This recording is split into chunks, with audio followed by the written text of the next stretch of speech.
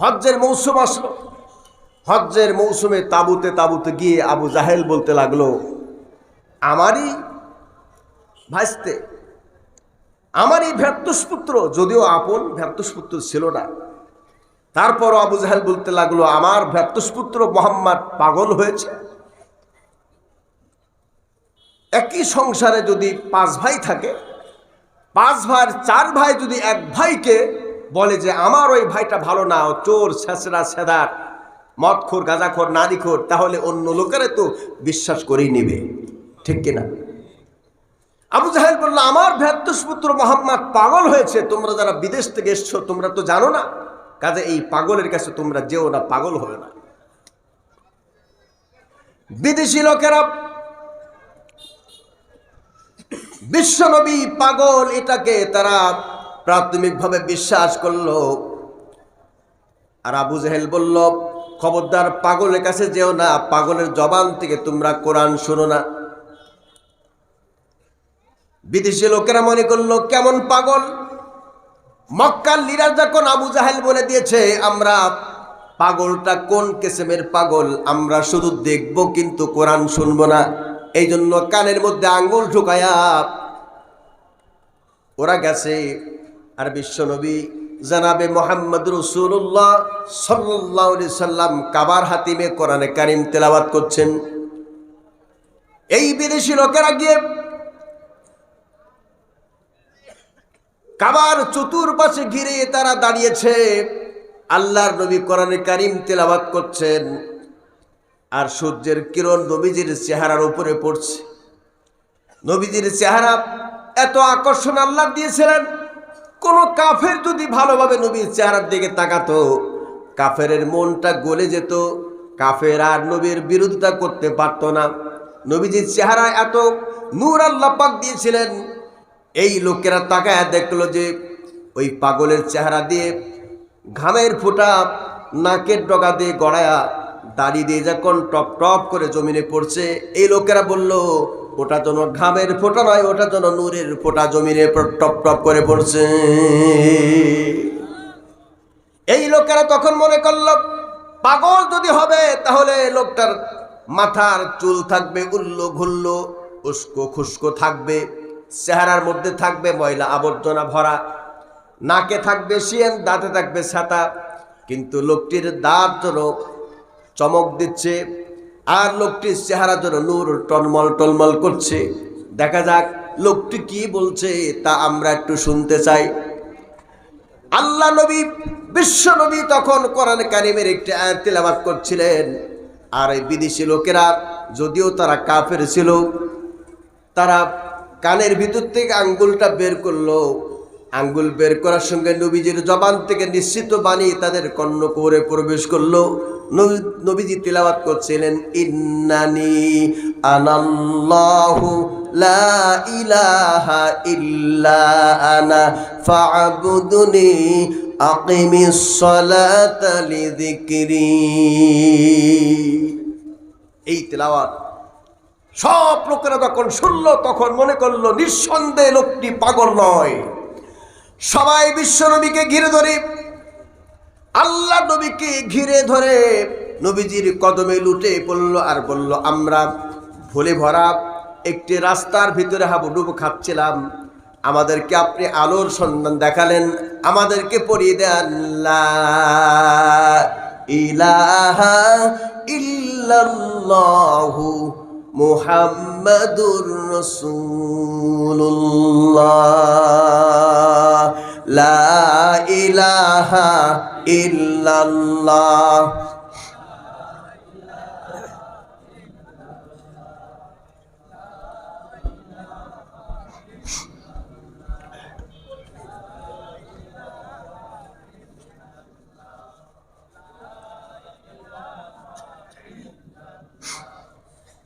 লা ইলাহা ইল্লাল্লাহ, লা ইলাহা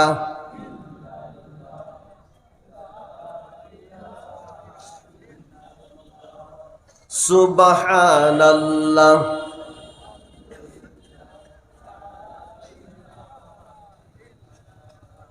লা ইলাহা ইল্লাল্লাহু মুহাম্মাদুর রাসূলুল্লাহ। আমার ভাইরা, যেখানেই ওরা কোরআনকে নিষিদ্ধ করার ষড়যন্ত্র করেছে, আমার নবী আল্লাহর পক্ষ থেকে আনিত দ্বীনকে নিষিদ্ধ করার চেষ্টা করেছে, আল্লাহ পাক সেখানে দ্বীনের বিজয় দান করেছিলেন।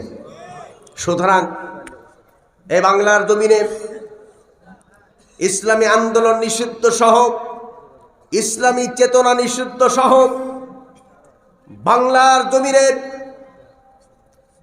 কোটি কোটি মানুষের হৃদয়ের স্পন্দন আল্লামা দেলোয়ার হোসেন সাঈদী সাহেবকে যখন সর্বশেষ কারাগারের মধ্যে ইঞ্জেকশন পুশ করে তাকেও দুনিয়া থেকে বিদায় করে দেওয়া হলো, এই কৌশলটা ছিল অন্য দেশের লোকের কৌশল। মাথায় ঢুকা দিয়েছিল এই সাঈদীকে দুনিয়া থেকে বিদায় করে দাও, ওরা দেশে হট্টগোল বাঁধাবে, মারামারি শুরু করবে, সারা পৃথিবী থেকে বলবে এরা জঙ্গি, এদেরকে চিরতরে নিষিদ্ধ করে দাও। কিন্তু আল্লামা সাঈদীকে দুনিয়া থেকে বিদায় করে দেওয়ার পরেও এদেশের মানুষেরা সীসা ডালা প্রাচীরের মতো মজবুত ছিল, একটা ঘরও ভাঙ্গে নাই, একটা বাড়িও ভাঙ্গে নাই, কারোর উপরে আক্রমণও করে নাই। আমার খুলনার কথা বলতে গেলে আপনাদের কাছে আমার লজ্জাই লাগে। সদ্য নিষিদ্ধ যাদেরকে এই সরকার নিষিদ্ধ করে দিয়েছে, সন্ত্রাসী সংগঠন বলে যাদেরকে নিষিদ্ধ করে দিয়েছে, আল্লামা সাঈদীকে যখন ঢাকায় জানাজা পড়তে দেওয়া হয় নাই, তার লাশ ভাই অ্যাম্বুলেন্স দিয়ে যখন খুলনার দিকে যাত্রা শুরু করেছে, তখন সদ্য নিষিদ্ধ ওই সংগঠনের সোনার ছেলেরা, তথাকথিত সোনার ছেলেরা গোটা খুলনার শহর মিছিলে মিছিলে মুখরিত করেছিল। পুলিশ ছিল সামনে আর পিছনে। তারা বলেছিল রাজাকারের জানাজা, রাজাকারের দাফন, মানে জানাজা হয়তো সার্কিট হাউস ময়দানে ঘোষণা হয়েছিল, রাজাকারের জানাজা এবং রাজাকারের দাফন খুলনার জমিনে হতে দেওয়া যাবে না। এই স্লোগান তারা দিয়েছিল আল্লামা সাঈদীর জন্য। আপনারা যারা খুলনা সিদ্দিকিয়া মাদ্রাসায় গিয়েছেন, সাঈদী সাহেবের জায়গাটা, কবরের জায়গাটা তিনি দেখিয়ে গিয়েছিলেন, এইটাই আমার মাদফুনের স্থান। কিন্তু সেখানে তারা মাদফুন করতে দেয় নাই, সেখানে কবর দিতে দেয় নাই। এমনকি দূর দূরান্ত থেকে খুলনা রূপসা ব্রিজের উপর দিয়ে পার হতে গেলেও গাড়ি থেকে নামিয়ে তল্লাশি করে তাদের মোবাইল ছিনতাই করেছে, টাকা পয়সা লুণ্ঠন করেছে এই সত্য নিষিদ্ধ সন্ত্রাসী দল। আজ পৃথিবীর কাছে তারা নিষিদ্ধ সংগঠন হিসাবে পরিচয় লাভ করেছে, কি সুন্দর লাগছে। কিন্তু আমরা সেদিন দেখেছিলাম, আমরা 16টি বছর ধরে লালন পালন করছিলাম তথাকথিত জাতির পিতা, তাদেরই বানানো জাতির পিতা। বাইতুল মোকাররম থেকে স্লোগান আসছিল, প্রতিটি খুতবার মধ্যে জাতির পিতার নামে খুতবা দিতে হবে। আপনারা বলুন, জাতির পিতা মনে হয় বছরে বছরে পরিবর্তন হয়? হ্যাঁ, মুসলমানের জাতির পিতার নাম কি ভুলে যান নাই তো আপনারা? পিদান পাদান খাইয়ে মুসলমানের জাতির পিতার নাম কি? জোরে বলুন। ইব্রাহিম আলাইহিস সালাম মুসলমানের জাতির পিতা। এই জাতির পিতা তারা মোড়ে মোড়ে হাটে ঘাটে সব জায়গায় এদেশের হাজার হাজার কোটি টাকা খরচ করে জাতির পিতার মূর্তি তারা বানিয়েছিল। যেদিন 5 আগস্টে আমার বুবুজান পালিয়ে গেল, কাউকে বলে যেতে পারে নাই, সেদিন মানুষেরা হাতুড়ি দিয়ে জাতির পিতার মুখ ভেঙেছে, হাত ভেঙেছে। এমনকি আমার খুলনা বাংলাদেশ বেতারের সামনে, যেখানে 5 কোটি টাকা দিয়ে একটি তথাকথিত জাতির পিতার মূর্তি বানিয়েছিল, মানুষেরা হাতুড়ি দিয়ে ভাঙতে পারে না, এত মজবুত করে তারা বানিয়েছিল। সন্ধ্যার পরে ক্রেন নিয়ে আসা হলো, ক্রেন দিয়ে টেনে ফেলে চুরমার করে দিয়ে ওখান থেকে পাথরের কণাগুলি নিয়ে তারা কমতক্ষ নদীতে ফেলে নদীতে গোসল করে বলেছে আমরা 16 বছর পরে তথাকথিত কুখ্যাত বিখ্যাত ইসলাম বিদ্বেষী জাতির পিতাকে নদীতে ডুবিয়ে আমরাও গোসল করে পরিচ্ছন্ন হয়েছি। জাতির পিতা